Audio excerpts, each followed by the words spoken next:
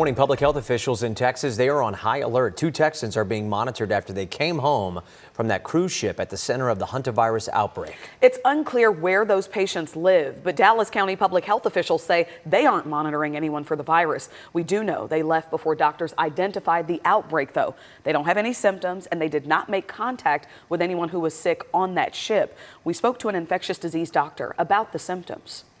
A lot of these folks develop severe breathing problems, which ultimately can lead to death in almost over 40% of the patients.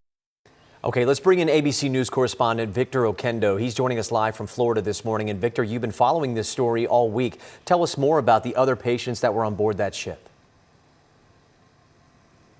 Matt, Dia, we're talking about 30 former passengers who disembarked from that ship 2 weeks ago in the remote island of St. Helena. It's in the South Atlantic, and they went on to travel to a dozen different countries. That has left public health officials scrambling to complete contact tracing. And as you just mentioned, health officials are now monitoring at least 7 Americans across 5 states, including Arizona, California, Virginia, Georgia, and Texas for possible infections. As you noted, none of them here at home are showing any symptoms.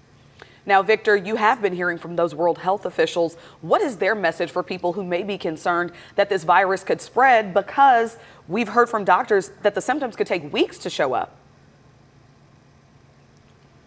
Right, Dia, we also just got this in from the CDC. Sources telling ABC News that the CDC has classified the hantavirus outbreak as a level 3 emergency response, meaning the risk to the general public remains low. But this is being closely monitored, and teams of physicians and scientists have been activated. The World Health Organization maintains this is not another pandemic. Hantavirus is very different from coronavirus, and the risk to the public remains low.